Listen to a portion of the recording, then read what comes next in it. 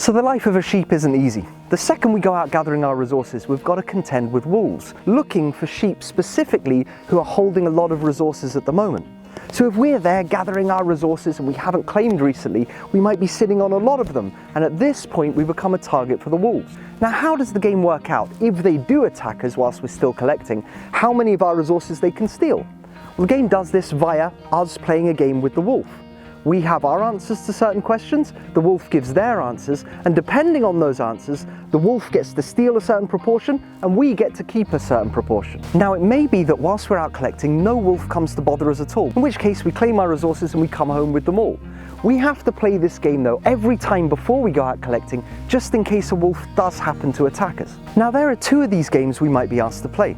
The first one is called the Sheep's Dilemma, and we play this game if we start collecting on a sunny day. Now, the Sheep's Dilemma is based on a very popular game theory game known as the Prisoner's Dilemma. Now, you can go onto YouTube and look up Prisoner's Dilemma and you'll get tons of information back. This is such a popular game theory game. People have tried to come up with different strategies to beat it. Even though it looks simple, there's a lot of potential ways you can try and challenge this game. But here's the basics. What are we going to be asked? What's the question we have to answer? It's in 3 rounds, and all we have to do is choose whether we share or are greedy. That's it. We can either share or be greedy in each of these 3 rounds. So as a quick example of how this game works, let's imagine me and you are playing this game. So let's say we meet and we both decide to share, okay? So we both go away, say with 50% of the resources, we split them equally.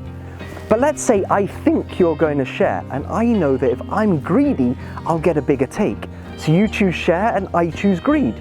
Now you go away with 20% of the resources and I get 80% because I betrayed you. It's tempting to be greedy. But let's say we're both greedy. You think I'm going to betray you and I think you're going to betray me. So we both choose greed. In that case, we both only go away with 10% of the resources. Do you see the game? If we both share, we get an equal split. If you share and I'm greedy, I get 80% and you get 20%. But if we both choose greed, we both only get a smaller amount than if we both shared.